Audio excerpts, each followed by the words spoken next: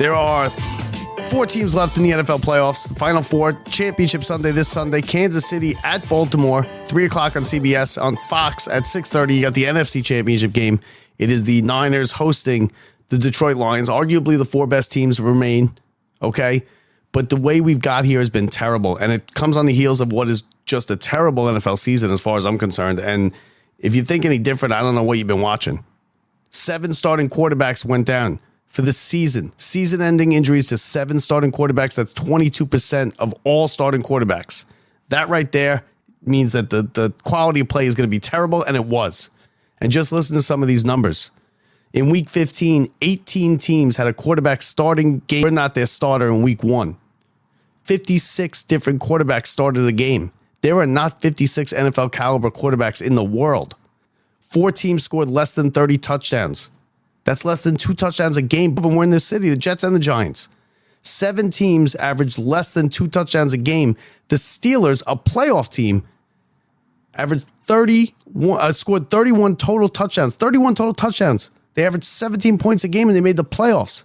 That's a direct result of the NFL watering down the playoffs by adding extra teams and a money grab. And we suffer because these playoffs have been awful. The regular season was awful. You had teams that couldn't score 10 points. You had multiple teams that couldn't score more than 2 touchdowns. And you know what? It's carried over into the playoffs. 4 of the 10 games have been decided by 3 or more scores. Only another 4 have been decided by 1 score. You got a team that scored 70 points in a game, the Miami Dolphins. 70 points. They went out in the first round scoring 1 touchdown, 7 points. You had the Cowboys, who were one of the most prolific offenses in the league, one of the better defenses, give up 40 plus to the Packers, get blown out of their own building. It's been blowouts left and right. And then the coaching is some of the worst things I've ever seen. I've never seen anything like it. Sean McVay punting the ball on the opponent's 40-yard line with 4 minutes left and 1 touchdown, never saw the ball again. Not exactly what they deserved.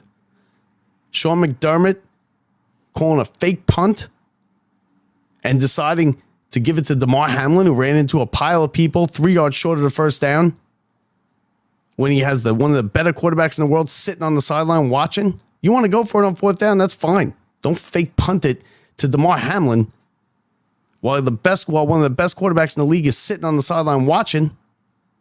And you know what? Everybody gives a hard time to the kicker. Wide right, again, wide right for the Bills. I can't believe it happened. This kicker, he's getting death threats. Did you even watch the game? Because after that fake punt, the Chiefs took it right down. They were ready to stick it in the end zone. And if it wasn't for the ball fumbled out of the back of the end zone, that game's over right there. The field goal never happens. It never comes down to a field goal. Just a terrible decision by Sean McDermott. You want to go for it there? That's fine. I don't agree with it. I'd punt it and play defense, but you want to go for it? Good.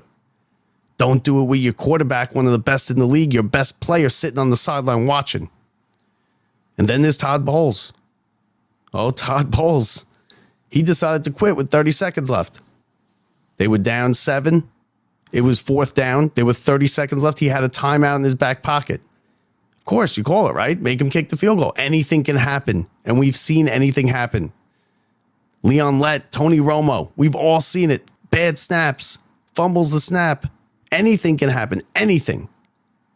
You got to at least have a chance, right? You got to make him snap it. No. We were down too much. The game was over anyway. God forbid I had to sit out there for another 2 minutes. I'm going to just end the season, let him take a knee. That's a fireable offense. He gave up with 30 seconds left. I'm not saying they would have won. I'm not saying they probably would have won. They probably wouldn't have. But at least they had a chance. With the ball sitting there and the clock ticking down and a timeout in your back pocket, you got to give yourself a chance. He quit with 30 seconds left, and he cost his team a chance for a trip to the NFC Championship game. The playoffs have not been good, folks. The NFL has 3 games left to redeem themselves. 3 games. You got 4 of the best teams. Let's see if they can do it. You got a 7-point favorite in the NFC Championship game, the Niners. You got a 3-point favorite, the Ravens. You got the MVP playing in that game against the best player for the last couple of years in Patrick Mahomes. It should be good games. I don't expect good games because you know why? We've got nothing but bad games. Nothing but bad play all season. Quarterbacks going down.